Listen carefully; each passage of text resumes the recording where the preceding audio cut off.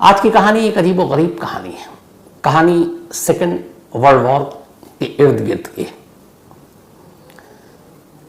जो Pacific ocean है, उस पैसिफिक ओशन में एक द्वीप, एक आइलैंड हुआ करता है। ये जो है मैरियाना आइलैंड का एक हिस्सा था, एक छोटा सा। उसका नाम था अनाताहन आइलैंड। अनाताहन आइलैंड की कहानी ये है कि ये कभी इस पर स्पेन का कब्जा था। बाद में स्पेन ने इसको जर्मनी को बेच दिया, फिर जर्मनी ने इसको जापान को बेच दिया। तो उसके बाद से जापान के कब्जे में था और जापान ने इस आइलैंड पर बनाना और कोकोनट, इसकी बहुत सारी खेती बाड़ी और वो सारी चीज़ें करनी शुरू कर दी। जापान की एक दिक्कत ये थी कि जापान में लैंड बहुत कम है, आबादी और फिर उसके हिसाब से लैंड। तो जापान की सरकार ने 1939 में एक पॉलिसी बनाई थी। पॉलिसी ये थी कि लोगों को इसमें ज़्यादा मतलब कहा गया कि आप बढ़ चढ़ कर हिस्सा लें, कि लैंड की कमी है तो आसपास में जो भी पैसिफिक ओशन में बहुत सारे आइलैंड हैं जिस पर जापान का कब्जा था, तो उन जगहों पर जाएं और वहाँ जाकर आप लोग खेती बाड़ी काश्तकारी करें और बाकी चीज़ें उगाएं। इससे एक तो ये होगा कि आबादी का एक हिस्सा उस आइलैंड की तरफ जाएगा, दूसरी तरफ ये होगा कि जापान को उससे बहुत सारे फल, ये बाकी चीज़ें भी मिलेंगी। तो 1939 में ये पॉलिसी आई थी जापान की। इसी पॉलिसी के बाद एक कंपनी में, जो ये वो कंपनी थी जो अलग अलग आइलैंड पर क्या क्या वहाँ पे उगाया जा रहा है उसकी देखभाल करती थी और वो सारा मॉनिटर करती थी, मजदूरों से काम कराती थी। तो ऐसी एक कंपनी में एक सुपरवाइजर हुआ करता था। इस सुपरवाइजर का नाम था शोइची। शोइची एक स्मार्ट हैंडसम नौजवान, और उसी दौर में एक लड़की थी। लड़की का नाम था काजुको। काजुको की उम्र तब 16 साल, बेहद खूबसूरत। काजुको के पीछे बहुत सारे लड़के थे, लेकिन काजुको ने शोइची को चुना और फिर दोनों ने शादी कर ली। शादी करने के बाद दोनों की जिंदगी ठीक ठाक खुशहाल चल रही थी। लेकिन तभी 1944 में शोइची का ट्रांसफर हो गया और उसे कहा गया कि तुम अब अनाताहन आइलैंड पर चले जाओ। अनाताहन आइलैंड पर, जैसे हमने बताया, कि बनाना, आपकी कोकोनट और बाकी चीज़ों की पैदावार हुआ करती थी। तो वहाँ बहुत सारे मजदूर और वहाँ बहुत सारे उस तरह के किसान रहते थे उस आइलैंड पर। तो शोइची को एक सुपरवाइजर के तौर पर वहाँ भेजा गया कि तुम जाओ और वहाँ जाकर काम संभालो। ट्रांसफर हो गया। शादी के कुछ वक्त बीते थे तो शोइची अपनी वाइफ काजुको को लेकर इस अनाताहन आइलैंड पर पहुंच गया। साथ में कंपनी ने, जिस कंपनी में काम करता था, शोइची के ऊपर उसके एक बॉस को भी भेजा जिसका नाम था मिशामी। तो मिशामी को यह कि तुम ओवरऑल देखोगे।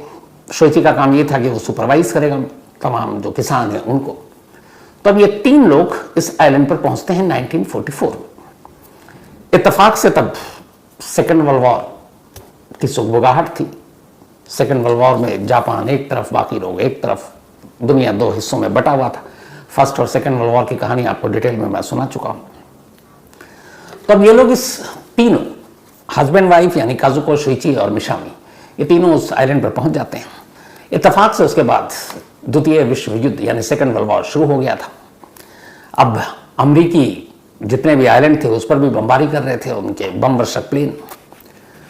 तो जब ये हमला हुआ, जंग शुरू हुई, तो इस आइलैंड के जितने भी किसान थे वो डर कर उस आइलैंड को खाली कर गए कि यहाँ नहीं रहना, खतरा है, कभी भी अमेरिका बम बरसा सकता है। तो वो लोग चले गए। अब सिर्फ 3 लोग रह गए थे। इसी बीच में हुआ ये कि जब जंग शुरू हुई तो काजुको के हस्बैंड शाओची को लगा कि उसकी सिस्टर जो है वो वहीं एक दूसरे आइलैंड में रहा करती थी परिवार के साथ, और वहाँ पे ज़्यादा जंग खतरनाक था। तो उसे लगा उसकी सिस्टर खतरे में है, तो अपनी सिस्टर के पास जाना चाहिए और उसको लेकर रेस्क्यू कराकर यहाँ आना चाहिए।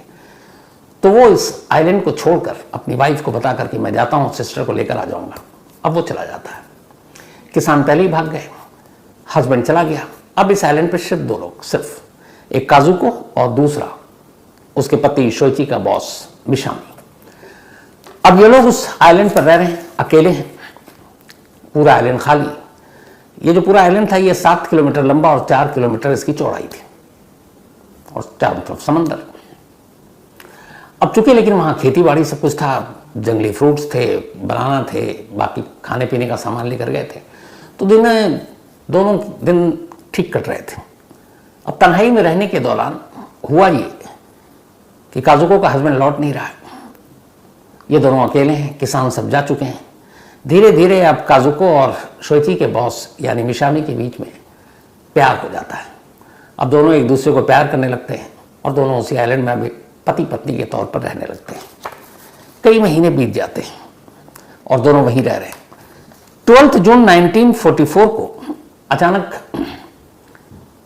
जो जापानी सेना थी वो लोग एक जहाज में जा रहे थे, अमेरिकी जहाज ने हमला कर दिया और उस हमले में जापान के बहुत सारे सैनिक मारे गए।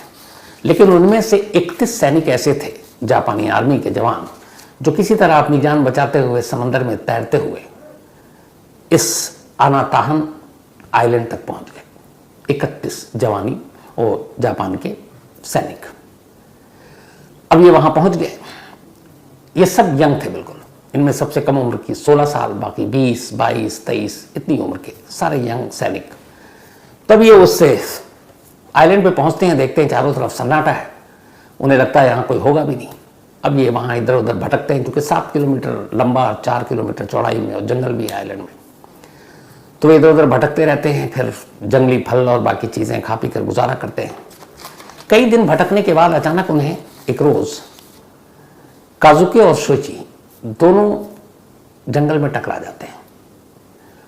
अब ये देखते हैं कि इस आइलैंड में, सुनसान आइलैंड में, ये दो लोग, एक महिला और एक पुरुष, उधर वो 31 लोग एक साथ। तो इधर शोइची जब उन 31 को देखता है तो वो बड़ा खुश हो जाता है क्योंकि वो पहचान जाता है कि ये सब हमारी जापानी सेना के हैं, मतलब अपने देश के हैं, अपने देश के सैनिक हैं, बहादुर हैं। तो बहुत खुश सबको गले लगाता है। फिर उन्हें भी पता चलता है ये दोनों जापानी हैं, वो 31 सैनिक भी खुश। अब ये दोनों उन 31 सैनिकों की मदद करते हैं क्योंकि वो बिल्कुल अनजान इस आइलैंड से। वो उसे जितना भी उनके पास खाना पीना है वो सब देते हैं, फिर बताते हैं यहाँ कहाँ पे फ्रूट्स है, कहाँ फल है, कैसे मछली पकड़ सकते हैं। और इस तरीके से अब ये धीरे धीरे धीरे, चूंकि एक ही देश के थे, सब में दोस्ती होती जाती है। और अब सब मतलब कुल मिलाकर 33 लोग, 32 पुरुष और एक महिला काजुको उसी द्वीप पर एक साथ रह रहे हैं। धीरे धीरे वक्त बीतता है। जब वक्त बीतता है तो एक अजीब सी चीज़ होने लगती है। होता ही है कि जो मेल फीमेल का रेशो था वहीं से गड़बड़ शुरू होता है। उन 32 बल्कि जो 31 आए थे उनको ये लगता है कि ये काजुको और मिशामी ये दोनों साथ रहते हैं। अब उनके अंदर ये भी होता है कि एक महिला है तो हमारी भी गर्लफ्रेंड बन जाए। अब धीरे धीरे हर एक के अंदर काजुको को लेकर एक चाहत पैदा होती जाती है। अब यहाँ ये था कि इस कहानी में इन दोनों को ये भी पता चल गया था कि काजुको का ये पति नहीं है, क्योंकि शुरुआत में बता दी थी। उसका हस्बैंड अपनी बहन को लेने गया, उधर हस्बैंड लौट नहीं रहा क्योंकि जंग शुरू हो गई, वापसी का कोई साधन नहीं। तो 31 को ये लगा कि पति तो है नहीं और ये इसके साथ पति की तरह ही रह रही है, लेकिन शादी हुई नहीं है। तो उनके मन में भी अजीब अजीब ख्याल आने लगे। तो फिर उनमें से ये तय हुआ कि नहीं, ये गलत है। तो उन्होंने कहा कि देखो, हम काजुको की तरफ बुरी नज़र से नहीं देखेंगे, ठीक है तुम लोग साथ रह रहे हो तो तुम दोनों शादी कर लो। अब काजुको भी बड़ी वो कि क्या करें। तो फिर उसके बॉस ने कहा एक काम करते हैं, हम लोग शादी नाटक की तरह कर लेते हैं ताकि इन लोगों के तुम्हारे ऊपर बुरी नज़र ना पड़े। तो वो तैयार हो जाते हैं। फिर 31 सैनिकों के सामने वो दोनों शादी कर लेते हैं। अब ये हुआ कि चलो, सब कुछ दिन तक ये हुआ कि किसी ने काजुको की तरफ बुरी नज़र से नहीं देखा कि ये दोनों पति पत्नी हैं, वो है। धीरे धीरे वक्त बीता। फिर एक रोज़ एक अचानक हादसा होता है। 12 जून 1944 को अमेरिका का एक प्लेन जो वॉर में शामिल था वो अचानक क्रैश कर जाता है, या दुश्मन देश ने, किसी ने हमला किया था। और उसके बाद, बल्कि अगस्त 1946 में, माफ़ी के साथ, अगस्त 1946 में एक अमेरिकी प्लेन दुश्मन ने मार गिराया और आकर उसी अनाताहन आइलैंड के पास उसका मलबा गिर गया। मलबा गिरने के बाद जो 31 जापानी सैनिक थे उनमें से 2 लोग एक रोज़ उसी तरफ टहल रहे थे। वो गए तो देखा किनारे में मलबा है। उस मलबे के पास गए तो उन्होंने देखा कि 1-2 लाशें हैं और फिर उन्होंने देखा कि वहाँ पर 2 गन है, बंदूक। चूँकि ये भी सैनिक थे, उन्हें पता था। उन्होंने वो दोनों बंदूक उठाई, फिर और तलाश किया तो देखा 90 राउंड कारतूस भी मिल गए, 90 राउंड गोलियों के। अब ये दोनों बंदूक, एक दोनों ने बंदूक रखा और गोलियां बांट ली, लेकर चले आए। जब लेकर चले आए इसके बाद अब यहीं से एक इस शांत द्वीप में, शांत आइलैंड में एक अजीब कहानी पनपती है। चूँकि यहाँ रहते हुए महीनों हो गए, एक महिला, 32 पुरुष, सभी के मन में उस महिला को लेकर अजीब अजीब ख्याल। शादी भी करवा दी, लेकिन मन उन लोगों का मान नहीं रहा है। अब जब गन आया इस द्वीप पे पहली बार, तो जिसके हाथ में गन था उसने अपने आप को राजा मान लिया। अब वो गन लेकर पहुंचा काजुको के पास और उसने कहा कि देखो तुम मेरी गर्लफ्रेंड बन जाओ, अगर नहीं बनोगी तो मैं तुम्हारे हस्बैंड को यानी मिशामी को मार दूंगा।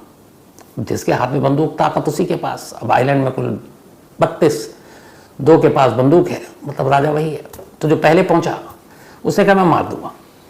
तो मिशामी ने खुद काजुको से कहा कि देखो मैं अपनी जान नहीं देना चाहता हूँ, ठीक है तुम मुझसे प्यार कर लो, मुझे कोई ऑब्जेक्शन नहीं। वो वैसे भी उसका असली पति था नहीं। तो काजुको तैयार हो गई। अब जिसके पास गन था वो उसकी गर्लफ्रेंड बन गई। कुछ दिन बीते, जो दूसरे के पास गन था अब वो पहुंचता काजुको के पास कि तुम मुझसे छोड़ो और मेरी गर्लफ्रेंड बन जाओ, वरना मैं तुम्हारे पति को मार दूंगा। अब वो फिर वही सीन, फिर पति ने कहा कि जो वो कह रहा कर लो, तो वो उसकी गर्लफ्रेंड बन गई। अब बंदूक के दम पर ये लोग जबरन उसको अपनी गर्लफ्रेंड बना चुके हैं। फिर एक रोज ये हुआ कि जिन 2 लोगों के पास बंदूक था वो आपस में काजुको के लिए लड़ पड़े। जब लड़े तो गोली चली, उनमें से एक मारा गया। अब एक मारा गया तो अब दूसरे के पास एक ही शख्स बचा जिसके पास गन है, दोनों। अब उसी की हुकूमत चल रही है। इस बीच में 1-2 लोगों की और मौत हो जाती है और वो भी बड़ी रहस्यमय हालत में। तो करीब 3 लोग की जान जा चुकी है। पता चला जो 2 लोगों की और मौत हुई गला घोटने से, नस काटने से, वो भी काजुको के दीवाने थे, लेकिन बंदूक की वजह से वो कमजोर पड़ रहे थे। तो धीरे धीरे जब ये चीजें हुई तो एक मीटिंग बुलाई गई उसी द्वीप पर, और उस मीटिंग में तय हुआ कि देखो इस द्वीप में शांति थी जब तक कि ये 2 बंदूक इस द्वीप पर नहीं आया। अगर इस बंदूक को फेंक दें या बर्बाद कर दें तो इस द्वीप पे फिर से शांति हो जाएगी। मीटिंग में सब लोगों ने माना। अब जिसके पास इकलौता एक तो वो मार चुका था, बंदूक बची दोनों, तो उन्होंने कहा कि इसको समंदर में फेंक देते हैं। वो तैयार हो गया। उसने कहा कि हाँ कब तक ऐसे रहेंगे, एक एक करके सबको मार देंगे तो अकेला कैसे जीऊँगा। तो उसने दोनों बंदूक फेंक दी। बंदूक फेंकने के बाद फिर से आइलैंड पे शांति आ गई, सब ठीक। लेकिन ये शांति कुछ दिनों की थी, क्योंकि दिन बीत रहा है, दिन से साल बीत रहे हैं, और इधर ये है कि इनको बाहर निकलने का कोई वो नहीं। इस बीच इन्हें यह भी पता नहीं कि 15 अगस्त 1947 को जब नागासाकी और हिरोशिमा पर अमेरिका ने बम गिराया तो जापान ये जंग हार चुका है और उसने सरेंडर कर दिया। हालांकि उस आइलैंड के करीब जो यूएस फोर्सेस थी वो लगातार जितने भी ऐसे द्वीप थे उसके ऊपर से वो अनाउंस करते थे, ऐलान करते थे कि जंग खत्म हो गई है, आप लोग सरेंडर कर दो, अपने अपने देश भेज दिए जाओगे। लेकिन ये चूंकि सैनिक थे, इन्हें लगता था कि नहीं अमेरिका उन्हें झांसा दे रहा है और जैसे ही वो खुलकर बाहर आएंगे वो उन्हें मार देगा। उन्हें ये पता ही नहीं था कि जंग तो खत्म हो चुकी, जापान सरेंडर कर चुका है, जापान जंग हार चुका है। तो इस वजह से छुपे हुए थे और अनाउंसमेंट को वो एक धोखा मानते थे, एक फरेब। अब 47 में जापान हार चुका है, सब कुछ हो चुका है, इन्हें खबर नहीं है और ये द्वीप में है। अब धीरे धीरे जो 32 थे वो बचे 29। बंदूक फेंक दी गई। बंदूक फेंकने के बाद कुछ दिन ठीक रहा, लेकिन फिर काजुको के प्रति लोगों का प्यार जागना शुरू हो गया। इसके बाद अब काजुको के उस पति का कत्ल हो जाता है, यानी कि मिशामी का। फिर इसके बाद हुआ कि सबको पता है ये क्यों हो रहा है।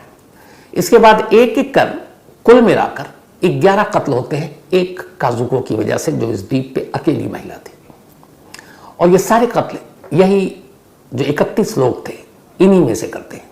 जिनको लगता है कि ये काजुको के करीब जा रहा है, वो दूसरा जो उससे प्यार करता था वो उसको मार देता है। तो ये सिलसिला 11 तक पहुंच गया।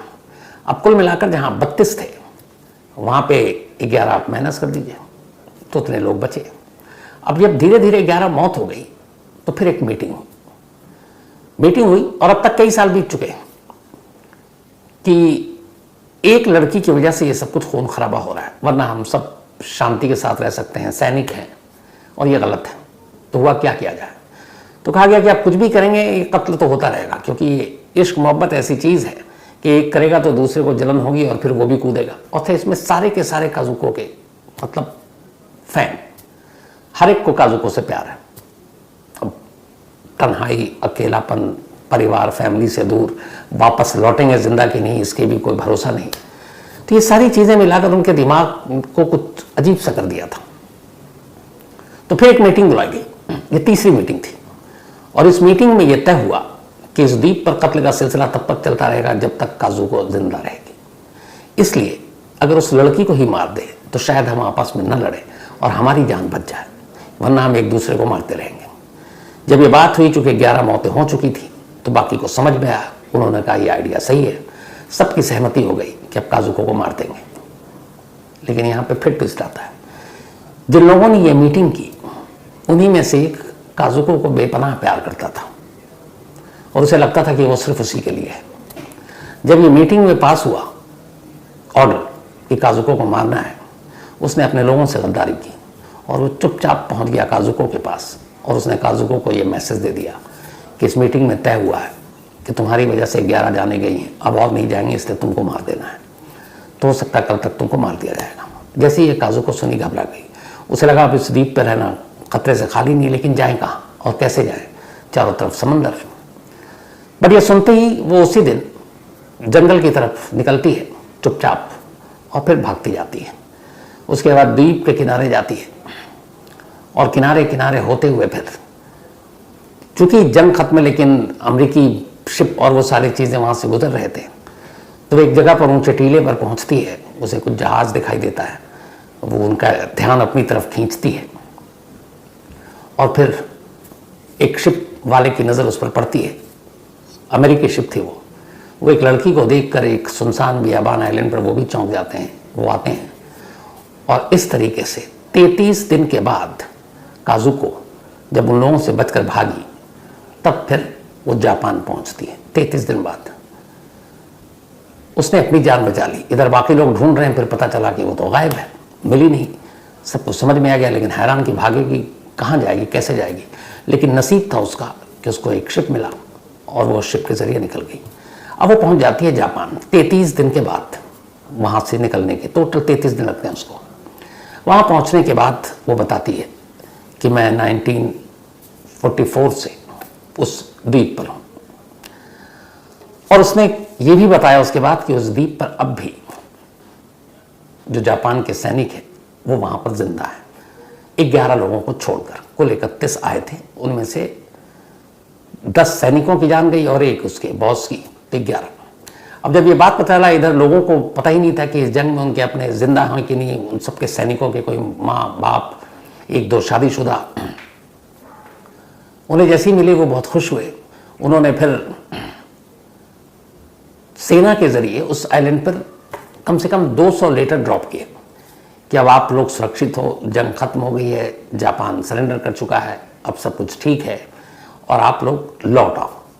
लेकिन जब वो लेटर गिरता तब फिर सैनिकों को यही लगता है कि ये अमेरिका की साजिश है। वो अनाउंस भी कर रहे हैं कि हमें मार देंगे, जंग खत्म हुई नहीं है। लेटर गिरता रहता, वो मानते ही नहीं। फिर एक रोज़ ऐसा हुआ कि जब ये 200 लेटर गिर गए तो एक लेटर एक कैदी ने उठाया, वहीं आइलैंड पर रहने वाले एक सैनिक ने, और लेटर पढ़ा उसने बहुत ध्यान से। और फिर अचानक सबसे कहता है कि मैं दावे से कह सकता हूँ ये लेटर मेरी बीवी के हाथ का लिखा हुआ है। मैं उसकी हैंडराइटिंग को जानता हूँ, उसकी हैंडराइटिंग से मुझे बहुत प्यार है। जब उसने ये बताया और उसने बाकी साथियों को कन्विंस किया कि ये लेटर सच है, ये धोखा नहीं है, तो बाकी के लोग पहली बार मानते हैं।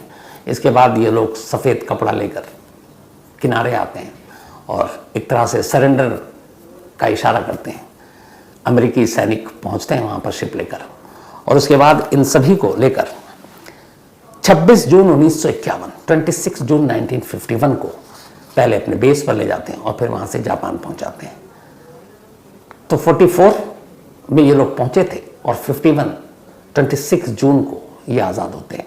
करीब 7 साल तक इस आइलैंड पर रहते हैं। अब ये वहाँ पहुँच गए।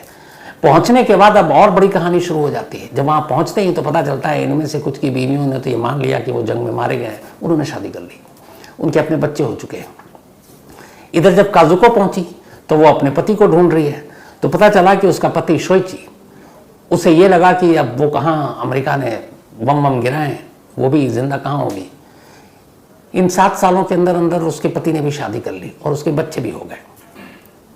तो एक अजीब, क्योंकि दोनों तरफ से ये था कि कौन जिंदा है कौन नहीं है, कुछ पता ही नहीं था, शादी कर ली। अब यहाँ आने के बाद जब उसको लगा काजुको की शादी हो चुकी है, अब क्या करें, फिर उसने अपनी कहानी मीडिया को सुनाई। जब मीडिया ने ये कहानी सुनी कि एक आइलैंड, उस पर 32 मेल और एक फीमेल, और इन्होंने कुल 7 साल कैसे काटे, तो कहानी बड़ी दिलचस्प लगी। मीडिया में हेडलाइन बनी, इसके ऊपर किताबें लिखी गई, इसके ऊपर ड्रामे किए गए, मूवी बन गई और काजुको को बहुत पैसे मिले। काजुको की तारीफ होनी शुरू हो गई, लेकिन काजुको की एक्टिंग इतनी अच्छी नहीं थी कि उसके ड्रामा वरामा को लोग देखें, मतलब बहुत ही बेकार। तो ठीक ठाक उसको पब्लिसिटी मिली, लेकिन इत्तेफाक से जब काजुको ने ये सब कुछ किया तो जो जिंदा लौट कर आए थे बाकी जापानी सैनिक, उनमें से भी एक दो ने किताब लिख दी, उसने भी मीडिया में बात बताई। अब अभी तक जो काजुको ने बताया उसमें काजुको को एक हीरो के तौर पे पेश किया गया, लेकिन जब इन लोगों ने बताया, जो जापानी सैनिक लौटे, तो उन्होंने काजुको को एक विलेन के तौर पर पेश किया।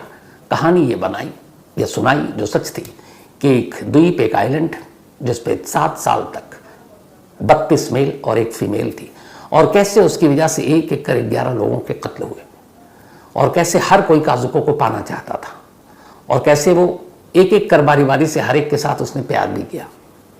तो जब ये हुआ तो फिर 11 लोगों के प्रति हमदर्दी हुई, काजुको को एक तरह से वैम्प या विलन बना दिया गया। लेकिन ये कहानी खूब चर्चा में रही। बाद में अब चूंकि काजुको को मालूम था कि उसके पति ने शादी कर ली है, तब फिर काजुको ने भी, जब उसकी 40 साल की उम्र हुई, वहाँ आने के कुछ साल के बाद, तब उसने शादी कर ली। लेकिन उस शादी के 4 साल के बाद ही उसके उस पति की भी मौत हो गई। फिर काजुको अपना एक कैफ़े चलाती थी। 1974 में जब काजुको की उम्र 50 साल थी सिर्फ, तब ब्रेन ट्यूमर की वजह से उसकी मौत हो गई। आज भी इस अना ताहन जो आइलैंड है, द्वीप है, इसको इन्हीं 32 मेल और एक फीमेल और ख़ासतौर पर काजुको की कहानी के लिए याद किया जाता है। और ये भी इस कहानी के ज़रिए लोगों को मैसेज दिया जाता है कि कैसे कहीं पे एक शांति होती है, 2 गन आते हैं और वो 2 बंदूक सिर्फ कैसे पूरे शांत माहौल को अशांत कर देता है, और जो इंसान की हवस और लालच है वो कैसे किसी भी, मतलब ये तो एक आइलैंड था लेकिन पूरी सोसाइटी को ख़राब कर सकता है। इसके ज़रिए ऐसे प्ले, ऐसे नॉवेल, ऐसी चीज़ें लिखी गई, ये मैसेज दिया गया था।